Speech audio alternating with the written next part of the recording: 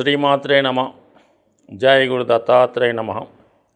ఈ వీడియోలో మనం ఆగస్టు 16వ తారీఖు నుంచి 31వ తారీఖు మధ్యలో జరగబోయే పక్ష ఫలితాలు ఏ విధంగా ఉండబోతున్నాయి అని తెలుసుకుంటూ, మరి ఈ పక్షంలో ముఖ్యంగా ఉన్నటువంటి గ్రహస్థితి మనం పరిశీలించినప్పుడు మరి రవి సంక్రమణం జరిగింది. అది రవి స్వక్షేత్రమైనటువంటి సింహరాశిలోకి ప్రవేశిస్తూ అక్కడ ఉన్నటువంటి బుధ శుక్రుల్ని కలవడం అన్నది ఒక గొప్ప స్థితి ఈ జాతకానికి ఈ పక్షంలో ఏర్పడడం జరిగింది. ఈ కారణం వల్ల బుధాదిత్య యోగం, అత్యంత బలమైనటువంటి బుధాదిత్య యోగం జరిగింది. అలాగే ఉన్నత విద్యాయోగం కూడా ఏర్పడడం జరిగింది. మరి ఈ రవిగ్రహం పైన శని యొక్క సప్తమ దృష్టి పడటం కూడా జరిగింది. ఇది కొంతవరకు ప్రభుత్వ అధికారులకి, రాజకీయ నాయకులకి ఇబ్బంది కలిగే సూచన కనబడుతుంది. ఇక వృషభ రాశిలో కుజ గురులు మిత్రగ్రహాలై శత్రుక్షేత్రంలో ఉండడం, శని గురువుల మధ్య కేంద్ర స్థితి, కుజ శనుల మధ్య కేంద్ర స్థితి, ఇది కొంతవరకు ఒక రాజకీయ సంక్షోభాన్ని తెలియజేస్తూ ఉంది. అలాగే కుటుంబ సభ్యుల మధ్య విభేదాలు సూచించే అవకాశాలు ఎక్కువగా ఉన్నాయి. ఇక రాహు కేతువులు, కేతువు కన్యారాశిలో సంచరించడం జరిగింది. ఇది ప్రజల యొక్క ఆరోగ్యం మీద ఎక్కువ ప్రభావం చూపుతూ ఉంటుంది. కొన్ని అంటువ్యాధులు లాంటివి ప్రబలే అవకాశం ఉన్నది. అలాగే మరి రాహు మీనరాశిలో సంచరించడం వల్ల ఆధ్యాత్మిక కేంద్రాల్లో అవినీతి కార్యక్రమాలు లాంటివి జరగడం, అలాగే కొన్ని ఆధ్యాత్మిక సంస్థల్లో కానీ దేవస్థానాల్లో కానీ అవినీతి లాంటివి జరగడం, కొంతవరకు వ్యతిరేక కార్యకలాపాలు అందులో ఉన్నటువంటి ఉద్యోగులు చేయడం వల్ల కొంత ఇటువంటివి బయటపడి ఇబ్బందులు లాంటి మన యొక్క సంస్కృతికి మచ్చ తెచ్చే విధంగా జరిగే అవకాశం ఉన్నది. అయితే ఆర్థిక పరంగా మనీ టైట్ ఏర్పడుతుంటుంది. ప్రజల్లో కొనుగోలు శక్తి తగ్గినప్పుడు కూడా అప్పు చేసైనా సరే ఎక్కువ విలాసవంతమైన వస్తువులు అంటే ఎక్కువ బంగారం లాంటివి, వాహనాలు లాంటివి ఎక్కువగా ఫైనాన్స్ సౌకర్యంతో కొనే అవకాశం ఉన్నది. మకర రాశి వారికి ఈ పక్ష ప్రారంభంలో ఒక 3 గ్రహాలు అష్టమ స్థానంలోకి సంచరించడం జరుగుతుంది. అష్టమంలో శుభగ్రహాలు సంచరిస్తున్నప్పుడు జాతకుడికి శుభ పరిణామాలు జరుగుతూ ఉంటాయన్నమాట. అంటే అనూహ్యంగా వివాహ సంబంధం కుదరడం కానీ, అప్పు దొరకడం కానీ, ఏమైనా శుభవార్తలు వింటూ ఉంటారు. అంటే మనం ఒకదానికి ప్రయత్నం చేస్తుంటే వేరే విధంగా ఫలితం రావడం జరుగుతూ ఉంటుంది. అదే పాపగ్రహాలు సంచరిస్తున్నప్పుడు అనుకోకుండా చెడు వార్తలు రావడం, ఉద్యోగంలో సమస్యలు ఇటువంటివి వస్తూ ఉంటాయి. ఇప్పుడు మిక్స్డ్గా 3 గ్రహాలు అష్టమంలో సంచరించడం జరుగుతూ ఉంది. అంటే శుక్రుడు అష్టమ స్థాన సంచారం దశమాధిపతిగా ఉంటూ రవితో కలిసి సంచరించడం వల్ల జాతకుడికి ఉద్యోగ సంబంధించిన విషయాల్లో సడన్గా ఏదైనా మార్పు, ఇబ్బంది, కష్టం రావచ్చు. కొన్ని నిందలు, అపవాదులు వచ్చే అవకాశం ఉన్నది. అంటే రవి ఇంచుమించుగా ఈ నెలంతా ఉంటాడు. అంటే ఈ నెలలో మనకు ప్రారంభమైనటువంటి పక్షం 16 ఆగస్టు నుంచి మళ్ళీ 16వ తారీఖు వరకు అటు ఇటుగా ఉండడం జరుగుతూ ఉంటుంది.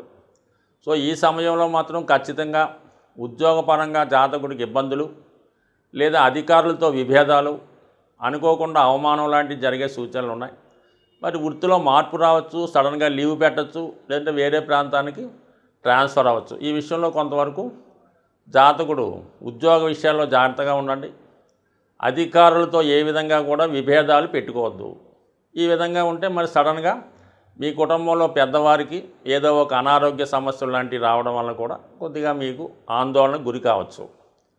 శుక్రుడు సప్తమ స్థానంలో ఉండడం అంటే శుక్రుడు దశమాధిపతిగా ఉండడం వల్ల ఉద్యోగం మీద ప్రభావం చూపుతాడు. వివాహ విషయంలో కూడా సడన్గా వివాహపరంగా ఇబ్బందులు రావచ్చు. అంటే భార్యాభర్తలు ఒక చోట ఉద్యోగం చేస్తుంటే ఇద్దరిలో ఒకరికి వేరే చోటకి ట్రాన్స్ఫర్ అవ్వడం కానీ, లేదంటే ఏదో కొన్ని ఇబ్బందులు, నిందలు, చికాకులు, భార్యాభర్తల మధ్య అవగాహన లోపం రావచ్చు. బుధుడు కూడా ఉండడం వల్ల అంటే విద్యా సంబంధించిన విషయాలు, వ్యాపార సంబంధించిన విషయాల్లో ఎక్కువగా పోటీ ఏర్పడడం కానీ, మీకు వస్తుందనుకున్నటువంటి కాంట్రాక్ట్ ఏదో అది ఇతరులకు పోవడం వల్ల మీరు కొంత బాధకు గురి అవ్వచ్చు. కొన్ని సందర్భాల్లో మనకి జరుగుతుంది అనుకున్నది జరగకపోవడం, ఎప్పుడో ప్రయత్నం చేసింది అనుకూలంగా ఎప్పుడు మారడం, ఏదన్నా సడన్గా జరుగుతూ ఉంటుంది. ఏదైనా ఈ సడన్గా ఉన్నటువంటి మార్పు జాతకుడికి ఇబ్బందిని కూడా కలుగుతూ ఉంటుందన్నమాట. సో ఇది పక్కన పెడితే బాధ్యతలు అనూహ్యంగా జాతకుడి మీద పెరిగే అవకాశం ఉంది. గతంలో బాధ్యతలు పూర్తయ్యాయి, మనకి దానికోసం ఇంక ఇబ్బంది లేదు అనుకున్నది తిరిగి మళ్ళీ మీకు ఆ బాధ్యత మీ నెత్తిన పడే అవకాశం ఉంది. అది ఉద్యోగ సంబంధించిన విషయాల్లో కానీ, మెయిన్గా ఆర్థిక సంబంధించిన విషయాల్లో కుటుంబ పోషణ నిమిత్తం కొంతవరకు మీరు ఇతరుల్ని అంటే మీ కుటుంబ సభ్యుల్ని కావచ్చు, వేరే మీ కుటుంబ సభ్యుల్లో మీ బంధువుల యొక్క రక్త సంబంధికుల యొక్క పిల్లలకో వాళ్ళకో అదనంగా మీ మీద భారం పడుతూ ఉంటుంది. వాళ్ళని కంపల్సరీగా మీరు చూడవలసి ఉంటుంది. సో వాళ్ళకి ఏదో ఉద్యోగం వచ్చింది బాగుంది అనుభూతులకి మళ్ళీ ఏదో ఒక రెస్పాన్సిబిలిటీ మీ మీద పడడం వల్ల కొంతవరకు మీ యొక్క ఆర్థిక స్థితి ఇబ్బంది పడుతుంది, కుటుంబం యొక్క శ్రమ పెరుగుతుంది. ఈ కారణం వల్ల మీరు సొంత కుటుంబ సభ్యుల నుంచి కూడా కొన్ని విమర్శలు లాంటివి ఎదుర్కొనే అవకాశం ఉంటుంది. కాబట్టి మరి తప్పనిసరి పరిస్థితుల్లో చైనాకి ఏముండదు, అటు వాళ్ళని కాదనలేక ఇటు వీళ్ళని కాదనలేక జాతకుడు ఎక్కువగా మదన పడవలసి ఉంటుంది. దీని నిమిత్తం జాతకుడు ఎక్కువ శ్రమపడి ఎక్కువ ధనాన్ని సంపాదించవలసి ఉంటుంది. సో ఈ విషయంలో జాతకుడికి తగిన బలాన్ని జాతకుడు ఇస్తూ ఉంటాడు, పర్వాలేదు. కాబట్టి కొంతవరకు అది అడ్జస్ట్ అవ్వడం మంచిది. బట్ ఏదైనా గురు యొక్క దృష్టి రాశి మీద పడడం వల్ల మీరు తప్పనిసరిగా అన్ని సమస్యల నుంచి సునాయాసంగా బయటపడతారు. అయితే కొద్దిగా ఓర్పు సహనంతో వ్యవహరిస్తే మీరు అనుకున్న సమస్యలు అన్ని ఇబ్బందులు కూడా సామరస్యంగా పూర్తవుతాయి. ఏ విధంగా ఆందోళనకు గురి అవ్వక్కర్లేదు. కేవలం ఓర్పు సహనంతో మంచి సమయం కొరకు ఎదురు చూడండి. ప్రతీ నెల కూడా ఏదో ఒక పండగ వస్తూ ఉంటుంది. అయితే కొన్ని పండగలో జాతకుని యొక్క గ్రహ దోషాలు తొలగించుకోవడానికి, జీవితంలో అభివృద్ధి చెందడానికి ఉపయోగపడుతుంటాయి. ముఖ్యంగా ఇది శ్రావణ మాసం కాబట్టి వరలక్ష్మి వ్రతం లాంటిది స్త్రీలు ఆచరించేది. అది అన్ని విధాల జాతకుడికి జాతకురాలికి కూడా ఆర్థిక విజయాన్ని సమకూరుతూ ఉంటాయి. అయితే ఈ నెలలో ముఖ్యంగా ఈ పక్షంలో మనకి 2 విశేషమైనటువంటి శుభదినాలు రాబోతున్నాయి. ఒకటి ఏంటంటే ఆగస్టు 17, అలాగే ఆగస్టు 31 శని త్రయోదశి రాబోతుంది.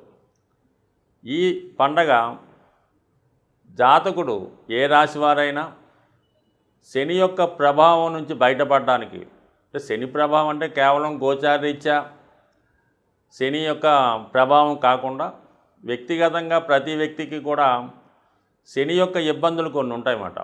అవి ఏంటంటే జాతకుడికి వ్యసనాల మీద ఆసక్తి, ఏదో ఒక బలహీనత, అప్పులు ఉండడం, బద్ధకం ఉండడం, నిజాయితీగా వ్యవహరించకపోవడం, సరైనటువంటి వస్త్రధారణ చేయలేకపోవడం, అలాగే దైవాన్ని పెద్దల్ని దూషించడం, ఇవన్నీ కూడా శని యొక్క లక్షణాలు.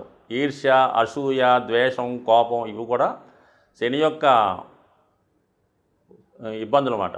ఇవి తగ్గించుకోవాలంటే ఖచ్చితంగా మీరు కేవలం ఈ శని త్రయోదశి నాడు విధి విధానంగా శని దేవాలయంలో కానీ, లేదా నవగ్రహాలు శివాలయంలో ఉన్నటువంటి నవగ్రహాల్లో ఉన్నటువంటి శని భగవాన్ని విధి విధానంగా తైలాభిషేకం ద్వారా అక్కడ ఉన్నటువంటి ఆచారం ప్రకారం అక్కడ ఉన్నటువంటి పురోహితునిచే మీరు చాలా వరకు విధి విధానంగా శని భగవాన్ని పూజించి అదే దేవాలయంలో శివుణ్ణి కూడా అభిషేకం చేసుకొని ఆ రోజంతా కూడా చాలా నియమ నిష్టలతో వ్యవహరించాలన్నమాట.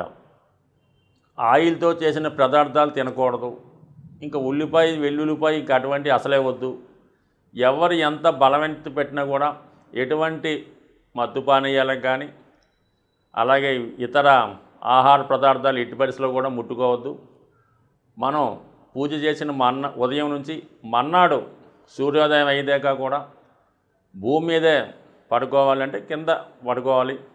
సంసార సుఖానికి చాలా దూరంగా ఉండాలి.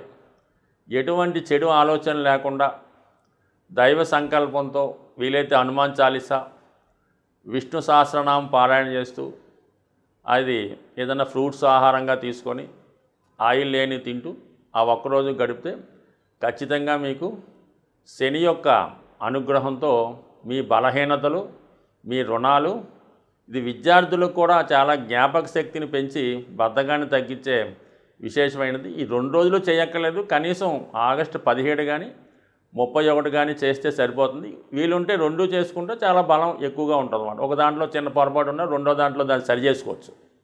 ఇక ఇంకోటి ఏంటంటే సంకష్టహర చతుర్థి ఆగస్టు 22.